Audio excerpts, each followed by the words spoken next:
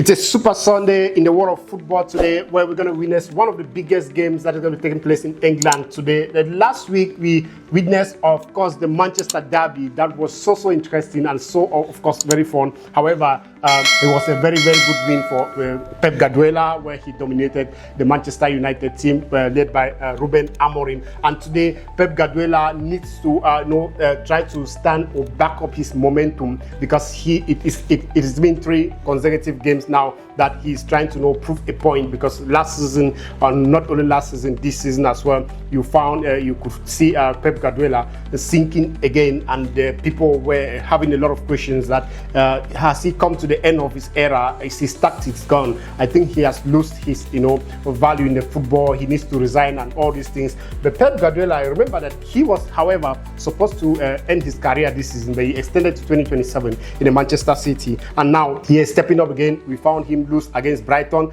but after that he has tried to come back, winning Manchester United, and of course winning again one of the biggest games in the Champions League during the week. And now today he's going to face Mikel Arteta, the person who has had a nightmare try to grab this league title, has tried for several seasons, and this season we believe that Mikel Arteta is having one of the best strikers, one of the best team right now, for him to make something very good for the Arsenal fans. It's been ages, it's been years that Arsenal fans have not lifted the trophy, and I think if they do miss this season, it's going to be so devastating for them, and it's going to look like they'll never ever, because they've got one of the best players. And here, Manchester City, of course, is going to be taking on this Sunday Arsenal in the Arsenal's home, so it's going to be a very big game in the Emirates Stadium tonight, and we're going to stay tuned to watch what is going to happen. But still, let's take a quick look at what Arsenal have got for us in the striking position this season.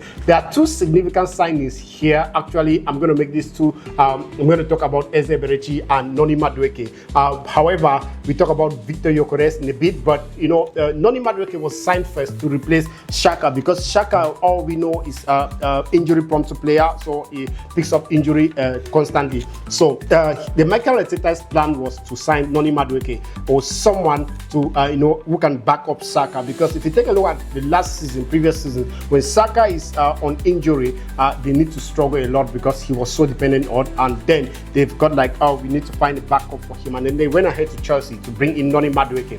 When they bought in Noni Madueke from Chelsea, they could still see that if Noni Madueke doesn't perform better, because if you see his performance in Chelsea was not really consistent. Noni was not really consistent in Chelsea, but however was a good player, but the consistency was what was lacking. So Arteta thought it's like, okay, what if he comes here and Saka is injured, and then he comes and he drops his consistency?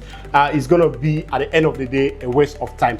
And then they went ahead now to sign Eberechi, another left winger to cover up Xhaka. So all this is not just to back up the win and make sure the front line is very strong. But before then, they've made a very significant and very good signing of Viktor Gyökeres right here. Viktor Gyökeres was that finisher, that polisher that Arsenal FC really needed this season. Remember, they signed Kai Havertz, but he wasn't really the best. And so with the performance of Viktor Gyökeres, in the Sporting CP or Sporting Lisbon, they actually went in for him, and we're hoping that he's going to be a perfect striker in the Premier League. And of course, he's proven he's doing a very great job. I mean, his consistency is not, is worth it. Today, we're going to be witnessing Eze, Noni Madueke, or Viktor Gyökeres, or we're going to have either of them. But the good thing about this is that both of them are performing very well. Noni Madueke has not slowed down since he stepped into Arsenal. If you look at all the games he has played, he has shown a lot of impact in the pitch, his chances, his runs, his everything. Even the games they lose against Liverpool, he was one of the most incredible players in the pitch, and it makes Arsenal fans to feel like, okay, yeah, we've got something we can look up to, because he's doing a great job. And then they went ahead to buy Eze. In the case that Noni Madueke is going to be sick or maybe injured, whatever, Eze can be a backup, or they can use both of them in either way. And there's going to be a competition, which is good, because if they are keeping him on the bench and then he's playing in the pitch, And then when you step in, you need to, show that anxiety. You need to show that, bring up that momentum to make sure that, okay, the next time I'm going to be the one to start over. So this competition makes it. Eze came in as well, and he was very, very good as well. So now it's a very, very big challenge between these two right now. So the good thing about Arsenal is that they are both doing well, and Viktor Gyökeres is doing well as well. So it gives this confidence that Arsenal can do something. But can these three, defeat Manchester City this night? Because Pep Guardiola as well is very, very is on top notch, and he's coming back, gaining his momentum, and he's very, very crazy. Now we got here Trossard and Martinelli.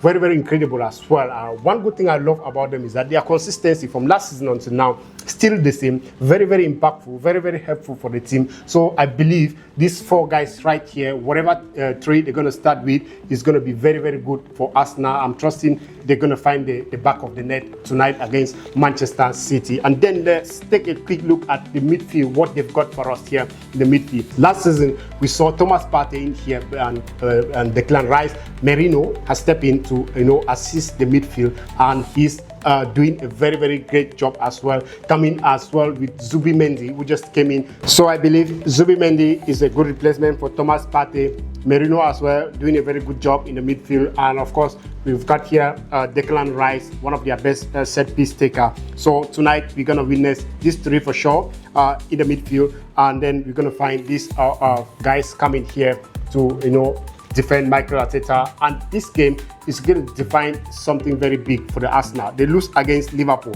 and then today, if they're just going to win against Manchester City, that's going to show us the determination that they really have to bring in this trophy. But if they lose again, it's going to be a very big challenge for the Arsenal fans. That means they need to start looking at somewhere else, because the Premier League right now is very, very challenging. Of course, it's a fight of several people, but then the person who steps in and stays in the first position, at times it's very difficult to take out that person from that position. So I think Arsenal really need to be if it's worse for them, they should pick up a draw tonight. So let's see what Manchester City have got for us right here. So Pep Guardiola, last game we saw him using Doku, Foden, and Erling Haaland right here, the polisher, the big time finisher, and it was very successful for him. I mean, these three did a very good collaborative job. And one good thing here, we're going to talk about Doku.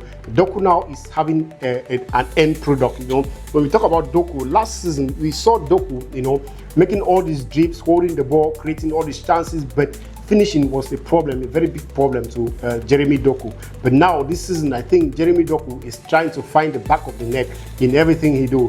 Now he's scoring goals, which makes it very important. And then we don't need to talk much about Haaland, because everyone know, of course. I think starting this game already, he's gonna have a goal to score, because Haaland is I think football beast right now, because look at what his achievement, especially in the Champions League, 49 games and 50 Champions League goals. It's crazy. And then look at his back-to-back consistency as well in the English Premier League. Last season was the worst season in Manchester City and for Pep Guardiola.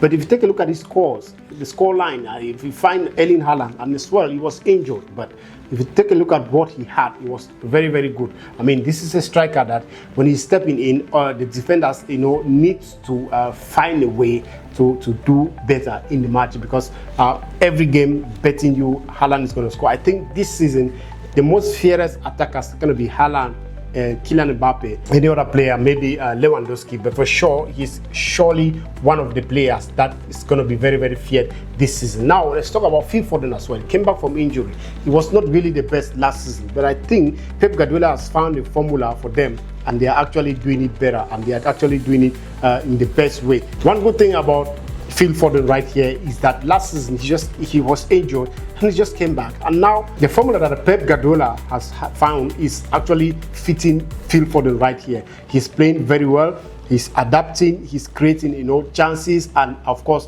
he's scoring goals. This could be one of the young Phil Foden that we used to know in the pitch. And then Pep Guardiola as well introducing to us one young boy here who seems to be very dangerous. Oscar Bobs, each time he steps in, you find that different. You find him playing like, I want to stay. You know, this is an opportunity for players like this to gain a position, because you've got Omar Mamouche who is sick, and you've got Cheki as well, who are on injury. And then when you grab this opportunity that you're going to be starting out of this without these players, and then you need to prove it. Looking at the squad right now, we've got 4 here, and we've got 2 big players injured for Manchester City.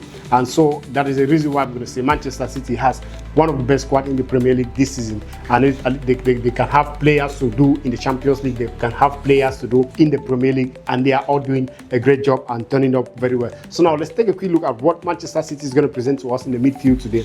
We've got to get here Bernardo Silva, and we're going to get here Reinders, and of course the Ballon d'Or winner Rodri. So Rodri was injured the whole of last, okay, maybe because he's not there, that is why Pep Guardiola was going down. Okay, now he's back, and I think he has started so many games, and now it should be an opportunity for him to prove to the world that I actually really do deserve the Ballon d'Or of last season. However, Rodri has been playing, but we actually really need to see what he has to do to bring down the hands of Pep Guardiola off his head, because every time Pep has been in this area all this time, being disturbed by back-to-back lose in the Premier League. But now Rodri is back, one of the fiercest midfielders we're going to experience today. And Bernardo Silva again picked up form, and the last match was very incredible. Bernardo Silva creating a lot of chances and assists and everything was very good. And then we got here a new introduction to the City squad here, the Reinders. He's very good. His shot power, his determination to score out of the box makes him stand and have this difference in the squad. So this is what Pep Guardiola is going to be bringing to us this evening, and in the midfield and this attack right here. We saw what they did, destroy Manchester United, and of course in the